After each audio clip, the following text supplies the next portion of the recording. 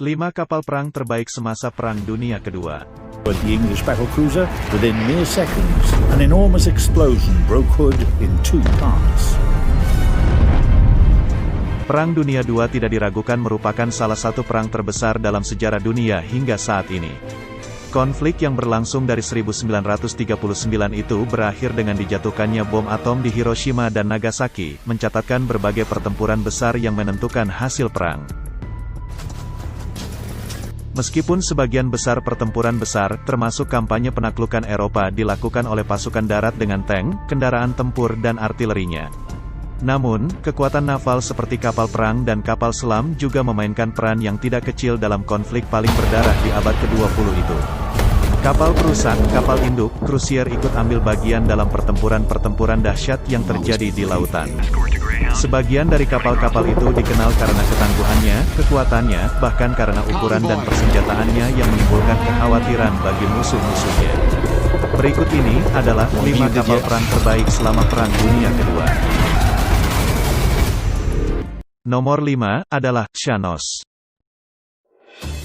Kapal perang Jerman ini memainkan peran cukup vital dalam kampanye Third Reich di lautan-lautan sekitar Inggris pada awal Perang Dunia Kedua. Dengan bobot 32.600 ton, Scharnhorst yang mulai beroperasi pada 1939 dipersenjai dengan 9 meriam masing-masing berukuran 28 cm. Kapal perang ini digunakan sebagai senjata utama yang menjadi andalan Angkatan Laut Jerman dalam menghadapi Angkatan Laut Inggris. Selama Perang Dunia Kedua, Scharnhorst dan saudarinya Gneisenau menebar teror pada kapal-kapal dagang Inggris dan menenggelamkan beberapa kapal perang Angkatan Laut Kerajaan, di antaranya kapal induk HMS Glorious dalam pertempuran di perairan Norwegia. Kiprah Scharnhorst akhirnya selesai pada 1943, ketika dia disergap dan ditenggelamkan oleh HMS Duke of York yang didukung beberapa kapal perusak dan cruiser dalam Battle of North Cape, Norwegia. Nomor 4 adalah Kongu. Kongu adalah kapal perang Angkatan Laut Jepang yang mulai beroperasi sejak 1911 dan ikut ambil bagian dalam PDI meski tidak banyak terlibat dalam operasi laut.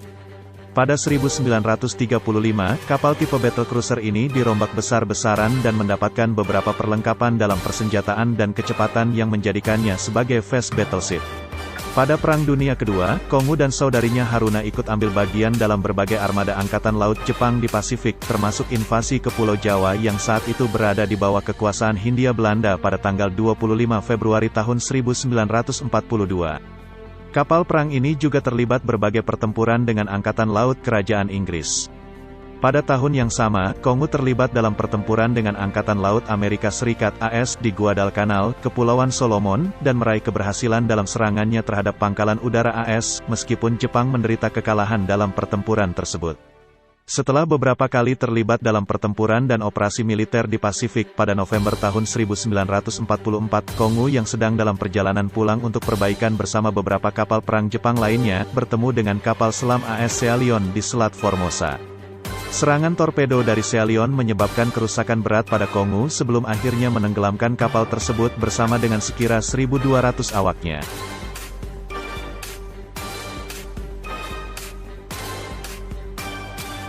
Nomor 3 adalah HMS King George V. HMS King George kelima yang mulai dioperasikan pada 1940 adalah kapal pertama dari 5 kapal di kelasnya, yaitu HMS Prince of Wales, HMS Duke of York, HMS Howe, dan HMS Anson. Kapal berbobot 42.923 ton ini paling dikenal dengan pertempurannya dengan kapal perang Jerman, Bismarck, dan menyebabkan kerusakan yang berujung pada tenggelamnya kapal kebanggaan Nazi itu. Selain menenggelamkan Bismarck, HMS King George kelima juga terlibat dalam sejumlah operasi maritim dengan Angkatan Laut Kerajaan Inggris di Atlantik dan Pasifik. Bersama dengan HMS Howe, HMS King George kelima ikut serta dalam operasi Husky di Gibraltar dan Avalanche pada 1943, sebelum ditugaskan ke Pasifik sebagai bagian dari gugus tugas 57. Kedua kapal ini ikut serta dalam serangan ke Pulau Ryukyu dan Hamamatsu, Jepang pada 1945. Usai Perang Dunia Kedua, HMS King George kelima mulai jarang dioperasikan dan dijadikan kapal latihan sampai akhirnya dipecah dan dijual pada 1957. Nomor 2 adalah Bismarck. Sebagai kapal perang terbesar yang pernah dibuat Nazi Jerman, Bismarck memiliki reputasi yang membuatnya menjadi target utama bagi kapal-kapal lawan. Keterlibatan kapal ini sendiri dalam Perang Dunia Kedua tidak dapat dikatakan panjang. Meski begitu, banyak pihak menganggap bahwa kapal ini merupakan salah satu yang terbaik di Atlantik selama Perang Dunia Kedua.